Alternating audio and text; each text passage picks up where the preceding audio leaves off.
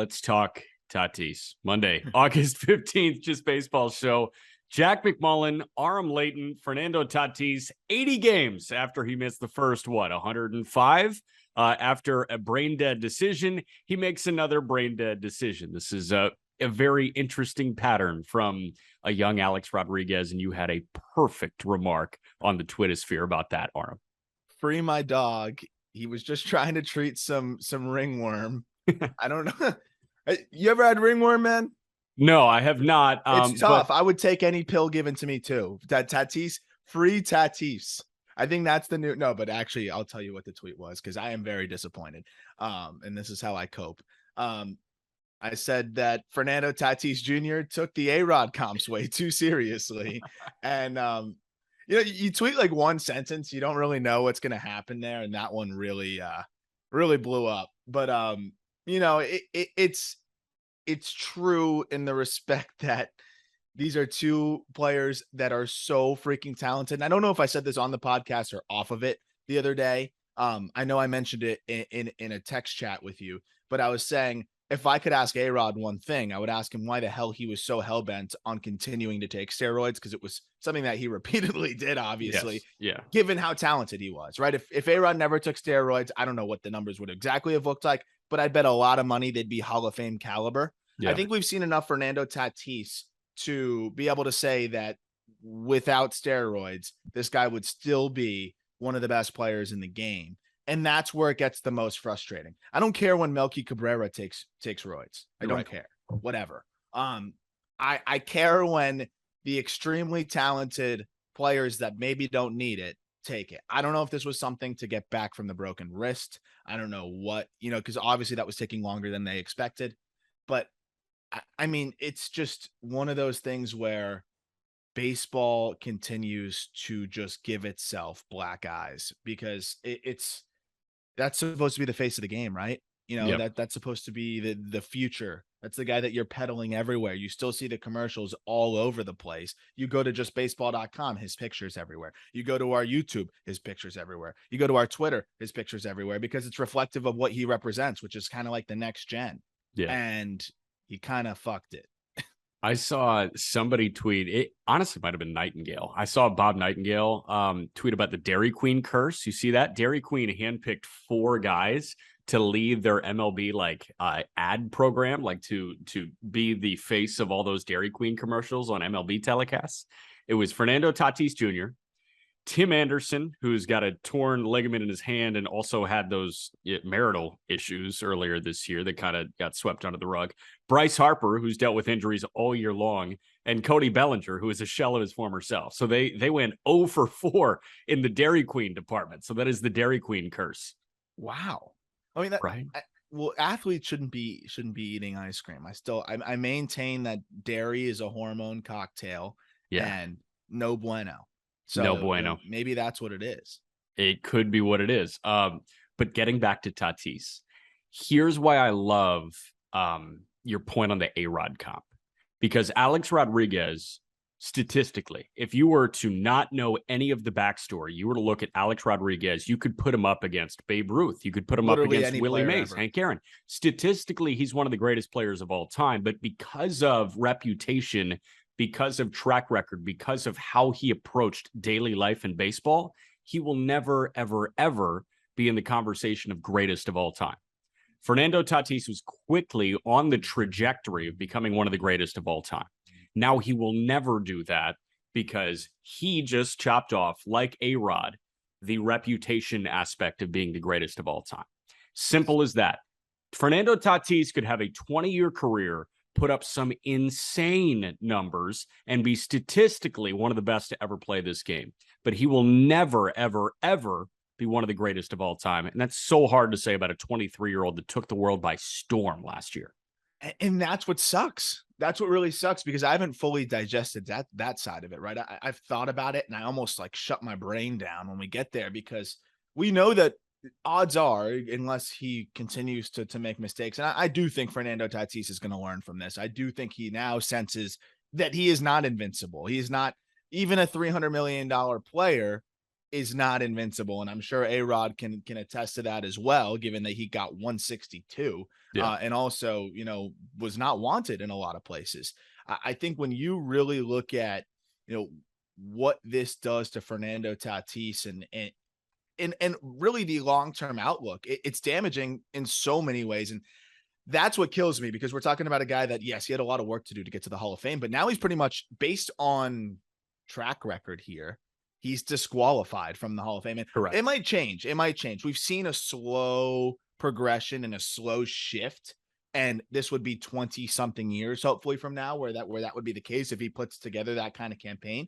But it's just unbelievable that, a 23-year-old can disqualify himself like this early, because there really aren't very many guys that make baseball as exciting as Fernando Tatis. Well, and think about that. What's incredible about Tatis is how fun he made the game again. And we're talking about guys that can make baseball fun again. And Bryce Harper is certainly one of them. Trout's obviously one of them. Ohtani, one of them. Acuna, one of them. There are so many young, exciting stars that have the ability to make baseball must watch. But at the tippy top of that list is Fernando Tatis Jr. And that's why I'm sitting in the booth in Indianapolis last week, and I've got a kid that grew up in Indy walking in wearing a brown and gold Tatis jersey and wearing a Padres hat. I'm like, why are you a Padres fan? You guys from San Diego? He said, no, I like Tatis. Yeah. Like, I was in Fort Wayne the last 2 years, and I've got this Tatis bobblehead. It sits front and center in my studio apartment. There's not much room for decor in a studio apartment, but like, Tatis making a leaping grab as an 18-year-old in a low-A jersey here. Like, yes, he can make bobbleheads like that, and people are going to buy it very willingly for $30-$35 in the team store. That's who Fernando Tatis is. He decided to make the next generation super fans of him because of how exciting he was. And now it's so hard to look at him and say, yeah, that's still warranted.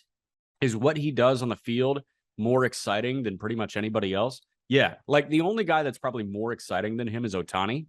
But what Tatis does might actually be more visibly pleasing than what Ohtani does. He just fucked himself, man. Yeah. He just royally ruined himself, and he set himself back, and it was out of a purely selfish point of view. Yeah. So we're not buying the skincare routine. The ringworm thing was, so what I was reading was sounds like he Googled something, right? And yeah, so he tried to convince America that they couldn't read. Because close to ball, which is what he tested positive for. That's not the craziest attempts. Yeah, no, I mean, I can't read, but like, what was it? Close to ball versus close stebanol or something? Yeah, like that's basically what it would break down to, is something like that sort of difference. But apparently, I was even reading something as funny as, if you Google the two separate ones, sometimes a lot of search results like mix them up still. Like, Google literally mixes them up. So I think he must have done that. But what's crazy is, where's his agent on that one? Are they not vetting that excuse out? Because, I mean, clearly it was a pretty embarrassing excuse to make, and now makes it look even worse. And to wrap up on the whole Tatis thing in terms of, how he screwed himself from this lens, though, here's the positive thing. He's 23. He will be back early next season. You don't have to worry about him rushing back from this wrist injury now, obviously. And he has a long career ahead of him still, where he can still make up for a lot of his early mistakes. And I do think that there's a level of forgiveness that comes back. And I'm not saying Hall of Fame, legacy, those things that'll always cast a shadow over, but the way that, Andy Pettitte or Jason Giambi, were able to kind of circle back and still be likable players. Even how about David Ortiz? Well, yeah, that's a whole different story, right? Because he somehow had plausible deniability there, and we were able to pretend that didn't actually. I'm saying like took the suspension and had to deal with it. I do think that if someone's gonna kind of turn things around and make you, almost forget about it from time to time, it's Tatis, because he's got about 15 years to do so. He's still one of the best players. He can prove that he is really good when clean. And I'm not saying that undoes the past, but I think it can kind of allow us to turn a chapter, recognize chapter 1 or chapter 2, whatever you want to call this one, and and still enjoy Tatis for what he is. And I want to do that too. Like, I don't want to be the guy that's always like, oh, the juice. Oh, the juice. Like, I don't want to keep bringing that up. We're going to talk about it for a little bit, but once he's back and he's playing again, like, I understand it's a point to bring up and it's an asterisk, but like, he's still Fernando Tatis Jr. and you got to talk about who he is on the field as it's happening. I do want to be like cognizant of that. I know, but again, it's so hard to shed that. Like, I don't know. It's going to take 5 or 6 years of him playing for him to shed that being the precursor to any conversation about Tatis.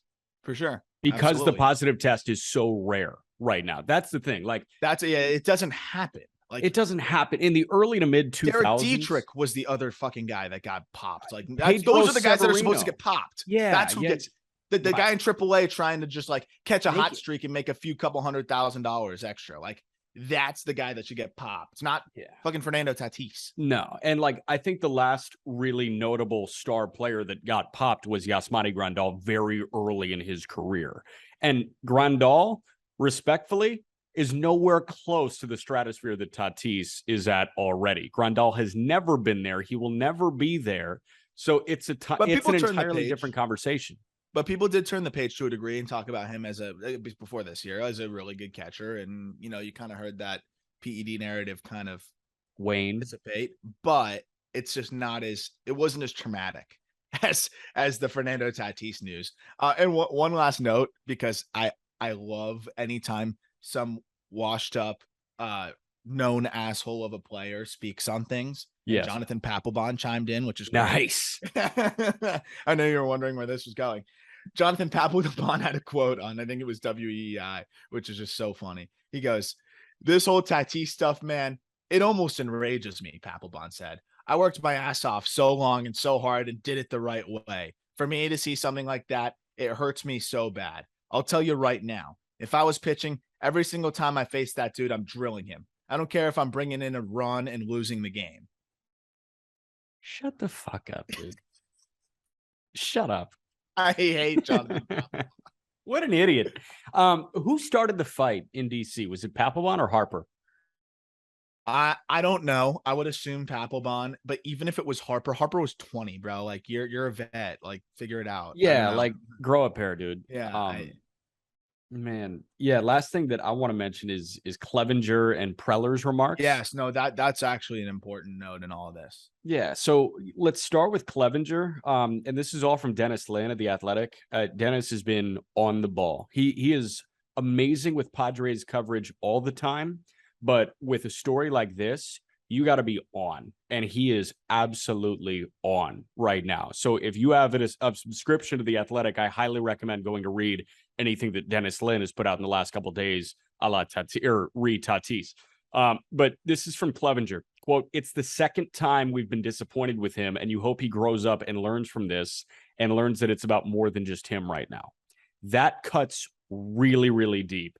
And then how about this from the guy who was sitting next to you after you signed your $340 million deal from AJ Preller? Quote, "I think we're hoping that from the offseason to now that there would be some maturity. And obviously with the news today, it's more of a pattern and something we've got to dig a little bit more into." That's incredible to hear that from Clevenger, your teammate, to hear that from Preller, your general manager. And then how about what Machado said? "We've gotten to this point without him. We've been very successful. We'll plan to move on and win without him." And that hurts bad. Well, and you know what the first thing I thought of when I heard those quotes and read those? Remember last year when Manny Machado's in the face of Fernando Tatis saying, "It's not about you. It's not about you. Like, you go play baseball." It seems like that's the trend, right? And he's probably not a great teammate. I think that's very clear, because we were talking about like, oh, Machado's a fiery guy too last year. Like, we don't know how it all went down, but now you look at it, I think the whole team is with Machado at this point. And I'm not saying it's Machado versus Tatis, but I think Machado was the guy that had the balls to speak up last year. Now this happens. Now everyone's starting to speak up, but it was happening last year, right? If Machado's going out there and saying, "It's not about you, it's not about you." And look who else just said, It's not about him. It was what Clevenger who said that. Clevenger who got in trouble during the COVID season because he and Plesac went out in Chicago. Like, yeah, and Clevenger had an experience. He had a tangible experience where he literally made it about him. He got burned and he learned from it. Yeah, he hasn't done anything else. I mean, Tatis had that experience with the broken wrist. Like, he made it about him. Or with Machado in the dugout. I mean, dude, time and time again. Also, in retrospect, are we discovering that maybe last year was the point where Manny Machado started to turn into a leader? Yes, that's the thing. Like that was what's really cool about it all is that you're seeing Machado turn into a leader. And I wonder, do you think that, I mean, I know that teams are aware of imminent suspensions for sometimes weeks before, before it becomes public knowledge and before it becomes, actually, I guess, like put in motion. Yeah. I wonder if this kind of pushed them forward to make the trade for Soto. So a lot of people were asking that. I want to say I saw something that said Preller got the news on Friday afternoon with a phone call. So he did not know. Because I know in certain instances with players that they'll find out about a PED suspension sometimes weeks ahead. Like weeks before it's actually going to be reported or actually put in motion. So it is a valid question from fans, and I was curious if that one had been answered yet, which is interesting because I think either way, I don't know if it changes my approach if I'm Preller, because again, like Machado said, you've made it this far without him. You will feel good next year getting him back, presumably. And the move for Soto is a multi-year move, whether you extend him or not, which the presumption is they extend him. I don't know if it really changes anything with the approach. If anything, it would make me more aggressive if I'm AJ Preller to go make that move for Soto. What do you think? Yeah, I think so too. And I just confirmed, he said, AJ Preller, in his media availability, that he got a call from Major League Baseball's offices on Friday afternoon. That's when they found out. He found out maybe an hour before everybody else found out. Yeah. So he made the Soto move blindly, expecting Tatis to be back. He was not back. And obviously we saw the video of Tatis and Soto dapping each other up. Like, they were expecting to play together, I'm sure. Yeah, man. I mean, it's tough. Like, I do think that this would warrant more aggression from AJ Preller. Because I think that he made the right move. I think that anybody in their right mind would have given Tatis this deal. And it's crazy to say, like, I still would. I'll be honest. Give like a 22-year-old $340 million. Yeah. Did you see what he did the last 2 years? When he's on the field, he sells out your ballpark. Yeah, no, it's a no-brainer. And again, I see people starting to talk about the contract being bad, and get out of here. No, he's making what, $24 million a year until he's 35. I would take it right now. I would take it right now. So let's not get carried away here. It's still a good deal, and I think they'll still be able to find a way to extend Soto, which is going to be interesting as well. But the Padres, like they said, to wrap up on them, I mean, they've made it this far without him. They're better than they were before the deadline, obviously, getting Soto and Bell. They're going to be still a force, and I'm still very interested to watch. This might light a fire under them to a degree too. I am interested to see how the team kind of comes together here, but it sounds like they're all on the same page, and I don't think they're going to be very fazed by it. I really don't. I think so too. The team in front of them, the LA Dodgers, they just got shut out by Kansas City. Brady Singer was awesome again. Oh my God. Crazy for them. Singer has turned a page. Tyler Anderson just got his second loss of the season. He is now 13-2 with a 2.81, but I think that snapped 11 in a row for the Dodgers, or maybe 12 in a row for the Dodgers.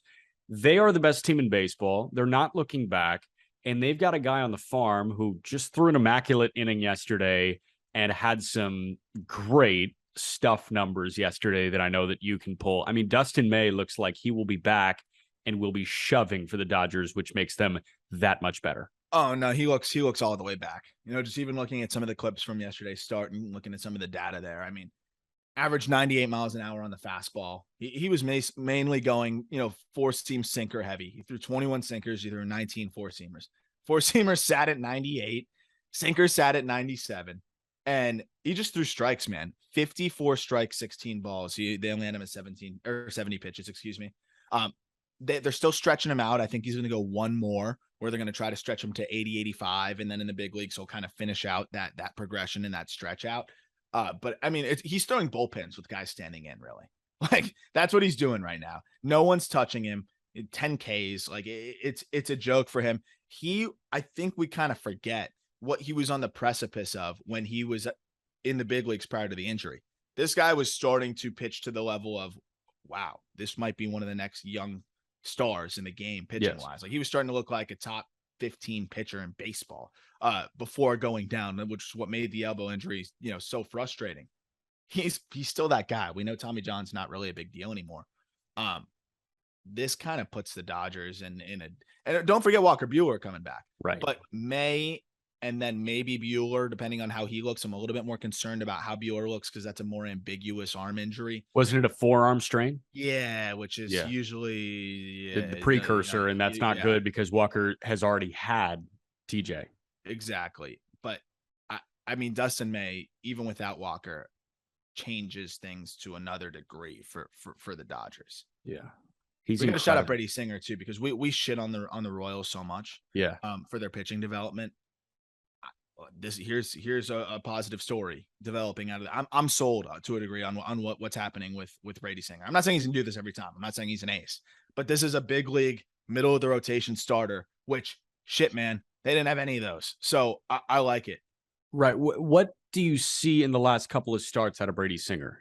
Because I know obviously he was struggling with command. He's not struggling with command as much anymore. Is it increased slider usage? Is it better placement with the fastball? Like, I don't necessarily know what I've seen. All I know is he's pounding the strike zone more, and he's got good enough stuff to survive and thrive within the strike zone. I think he was scared. He was nibbling a little bit at the beginning of his career, and now he's not nibbling anymore. Yeah, so I think it's a couple things. The slider one is dominant, and I think he's tweaked it slightly to where he can spot it more. So he's using it versus lefties, versus righties, whatever. But he's also mixing in just a few changeups, just enough, like 8 to 9% changeups, which is all you need to do to give a little bit of a taste break. And this is over the last 4 or 5 starts. He started to mix that changeup in around 8% of the time, just to give another look there. But I really think it's the sinker slider combination that he has perfected a bit more. And over his last, I believe it's 5 starts, he's racking up a 40% chase rate on his slider. Damn. So I think we're seeing Brady Singer take that Christian Javier, that Spencer Strider page out of their book and figuring out how, okay, if I can't develop the third pitch to at least be average, because I still think it's below average, you can show it though, which is still important. Let me figure out how to master these 2 pitches to the degree that nobody's hitting me. The sinker now is not getting hit at all. Like, that was the thing. It would be sinker gets crushed, slider is his bailout pitch.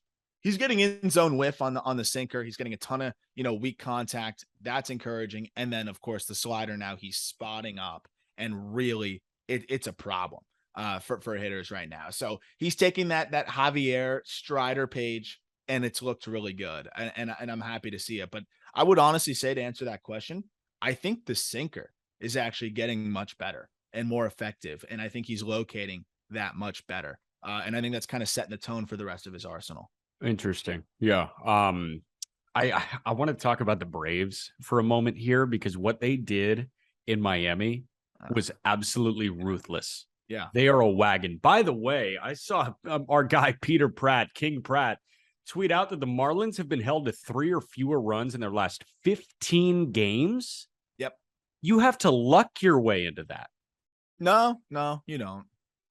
That's incredible. 3 or fewer runs in the last 15 games. If you put the Durham Bulls in the big leagues and they scored 3 runs or less for 15 games, would you say you have to luck your way into that? I think so. Wow. Then there you go. Then your point's valid, because I just think they certifiably suck.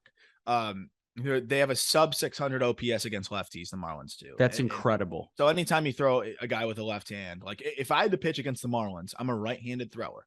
I would seriously consider throwing lefty, because they're going to crush my 75 miles an hour from the right side. 65 from the left side. Let's see what happens. So it was a 4-game set with Atlanta at Lone Depot Park. They saw a righty, Jake Odorizzi, and they kind of got to Odorizzi. I think it was like 8 hits in 4 innings or something.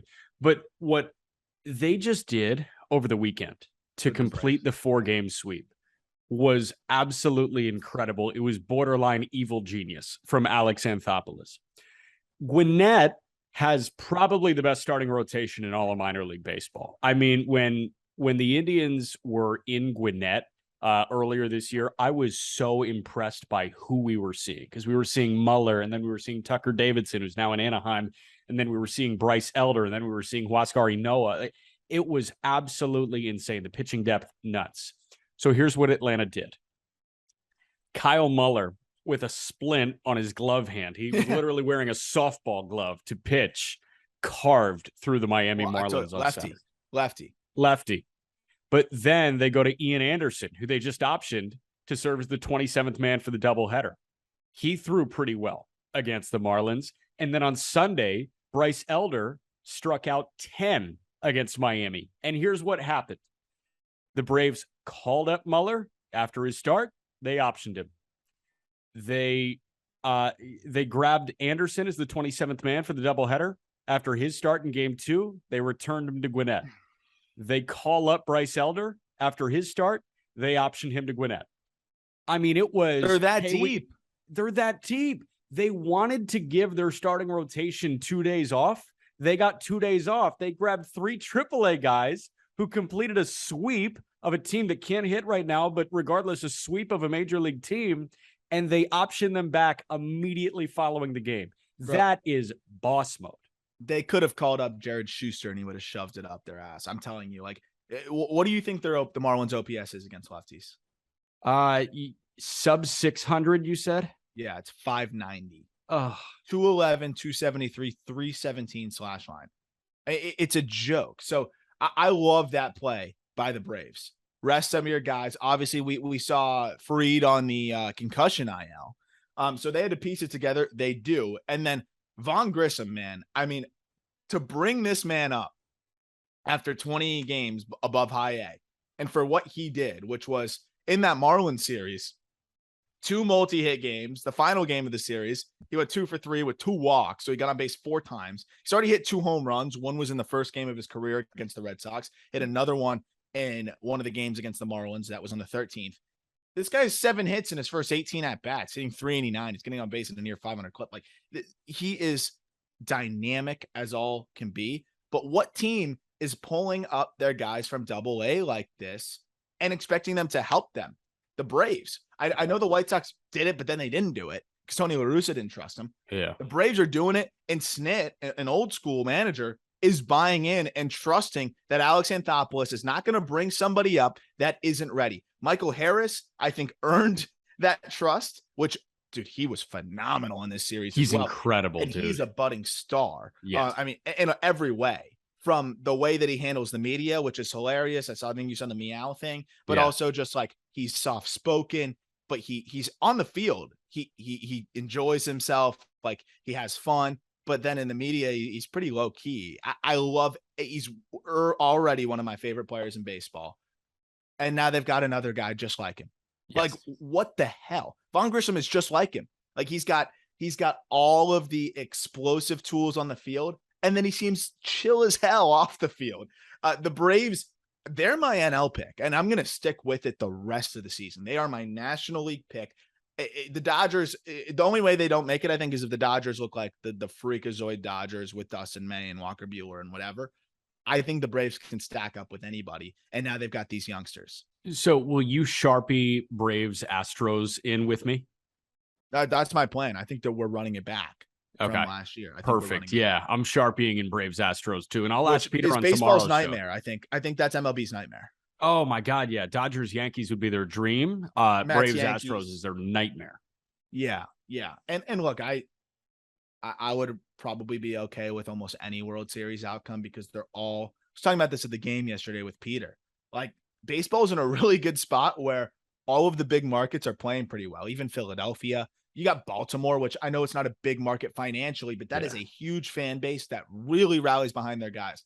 I love all of the teams that are kind of making their way, even the Clevelands of the world. Like we saw what Cleveland did rallying behind that team when they made a run. Like there's some very exciting, even, tweener fan base franchises that I think when they get going, it could be a really, really well watched postseason. When you say that the big markets are playing well, do not look at the Angels. Do not look at the Cubs.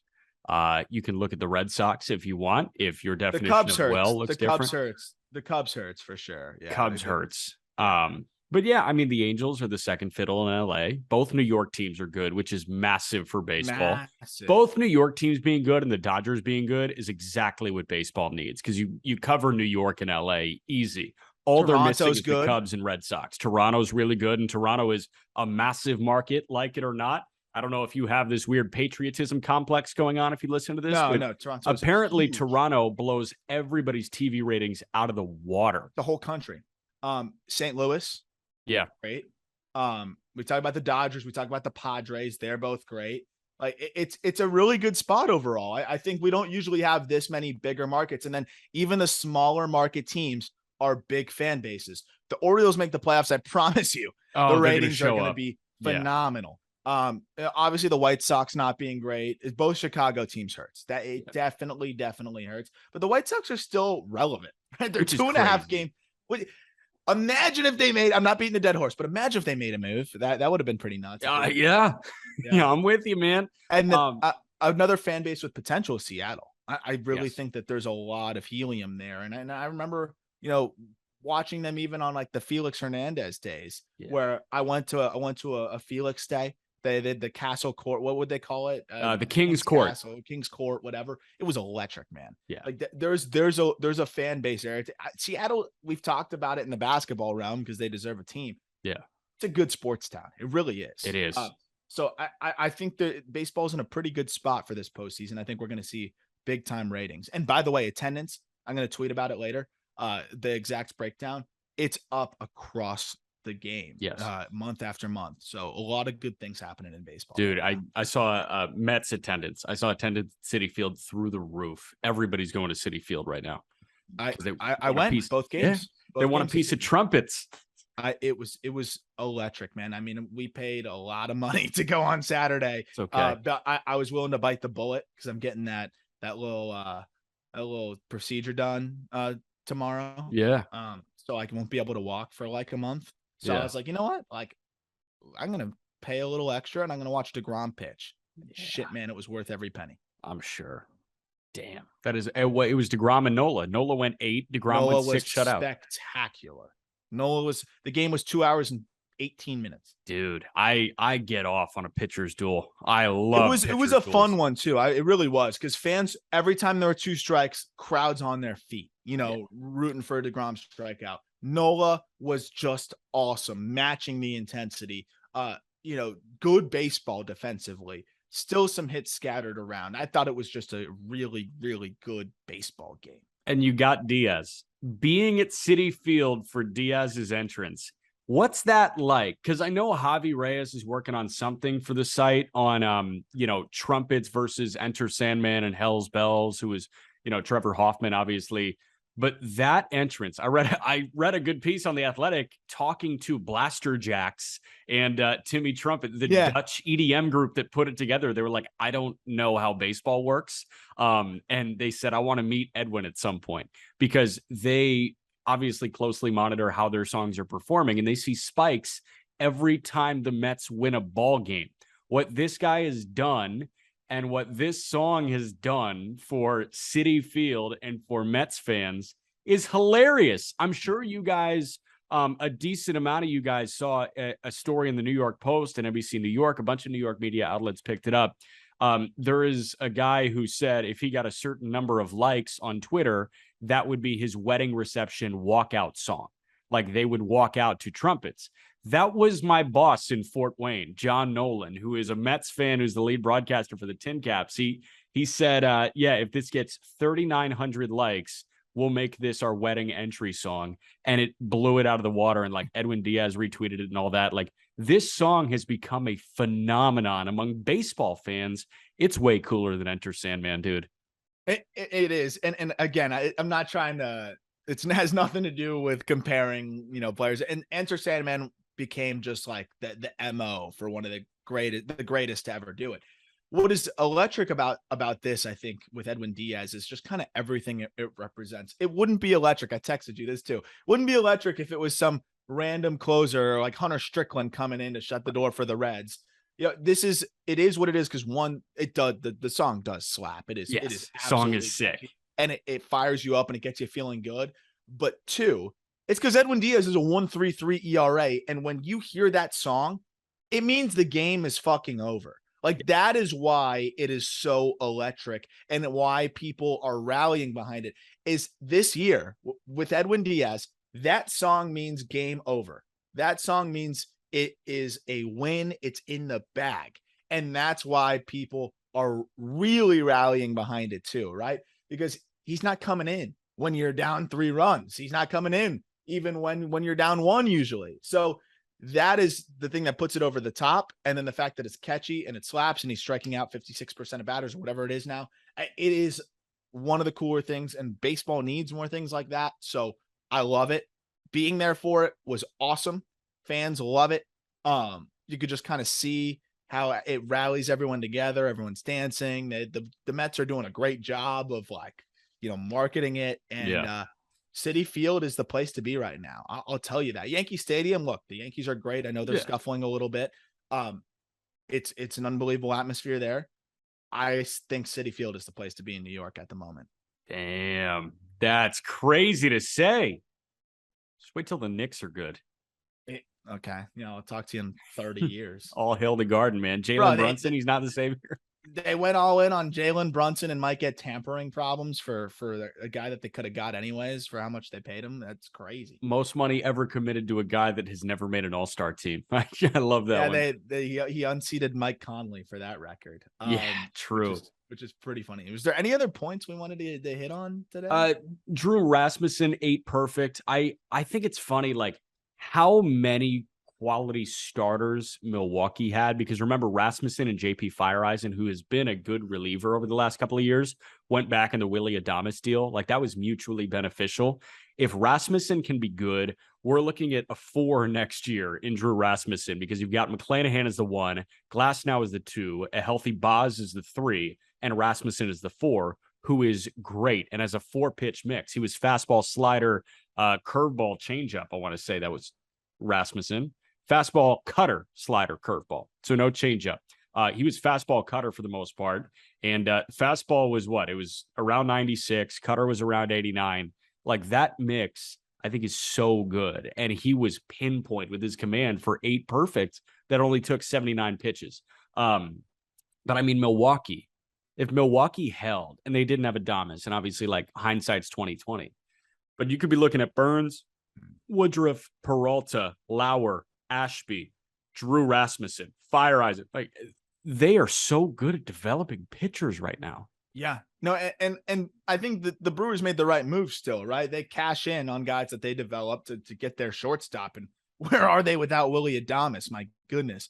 But the Rays, they opt to not go with a prospect return from a system that was even more barren at the time, and go for 2 arms that they felt like could help him at the big league level. Fireeisen was great before going down on the IL. And I'm glad you brought up the Rays, because I do want to give the Rays credit. We joke about how bad the lineups are that they put forward, but the amount of injuries that they've dealt with to be standing where they are standing, are they a half game in or out at this moment? Whatever it is, what the Rays are doing at this point is incredible, because they are missing Tyler Glasnow. They are missing Shane Baz. They are missing Nick Anderson. They are missing JP Fireeisen, Josh Fleming, Andrew Kittredge. I mean, that's Matt Whistler. That's almost an entire really good bullpen. Mike Zunino is on the 60-day IL. Wander Franco hasn't played for like the entire year. Harold Ramirez, who was great, is now on the IL. Kevin Kiermaier out for season. Manuel Margot, I believe, is out for season. Like, that is a lot of their main core players here that are hurt for either this entire season, large portions of it, or the rest of the season. And somehow this team stays afloat. And Brandon Lau has been out the whole season too. He just came back. Somehow they stay afloat with Christian Betancourt, Isaac Paredes, Taylor Walls, and Yu Chang and Ji-Man Choi and Yandy Diaz. And I don't know how they do it, but this is the peak of Rays baseball right now, I think, in terms of how they're doing it. Yeah, so another dramatic reading of a lineup here. I sent this on, I want to say it was on Saturday afternoon when it was McClanahan and DL Hall, who, by the way, immediately going back down, will come back as a reliever. DL Hall was not good in AAA this year. Obviously, the stuff is really good, like 100 with a fastball and a good slider, but he can't throw strikes right now. There is no rhyme or reason to where the baseball goes at a DL Hall's hand. So is he like Brash? Is he going to go down and come back up as a multi-inning reliever?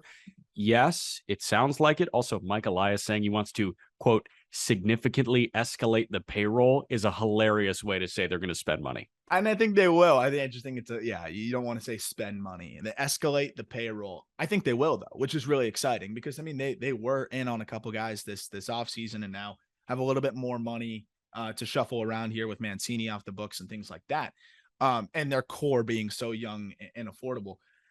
I do think that DL Hall, it was kind of, they needed someone to get him through the rotation this time around. And so he made the spot start. He competed. His stuff's insane. He's going to be really good. We talked about him a ton on the call up and you can get more of a breakdown there, but he's just not ready to start. When you're walking 5 guys per 9 in triple, it's just not going to translate at the big league level, but it can translate in 2-inning spurts. And I think out of a bullpen, he's also pretty close to hitting. They haven't made a concrete innings limit, but he's never thrown 100 innings. I don't want him throwing 100 innings at the big league level in high stress. So 2-inning spurts in the bullpen preserves his innings, which I think is the big reason why they're doing it. And he can work on things at the big league level still. I'd like to see him making starts, but if we're going to cut him off, I'd rather him continue to throw through the rest of the year, work with a big league pitching coach. And let's be honest, the Orioles have done a great job with their relievers. I think that DL Hall and their starters, it hasn't been a development problem. It's been a talent problem. Yes. With all due respect, with the Orioles, and they have more talent coming up now, and those guys have been starting to throw pretty well.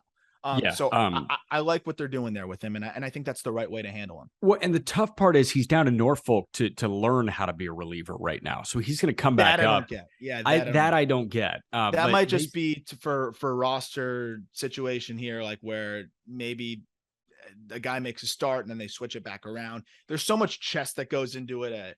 I really, unless I can sit down and digest their whole 40-man situation, I typically, don't want to talk too much about it, because usually there's so much bullshit that they have to deal with. Right.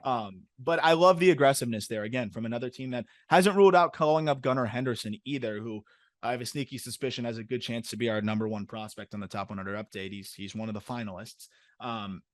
That's a guy that could be a game changer for them at the big league level. Yeah. I wanted to get your thoughts on the Rays before we wrap this thing up. Yeah. They could get Tyler Glasnow back. They will get Wander Franco back. They just got Brandon Lau back in the fold here. They have guys that they could call up as well that I really think could make an impact on the mound and in the field. Jonathan Aranda being one of them. Aranda is one of the league's leading hitters. Yeah. Taj Bradley on the mound. They have some other nasty relievers that they could bring up. What do you think? Could this team put it together at just the right time here? And they're already playing decent ball. Yeah. They're going to turn Taylor Walls into Wander Franco.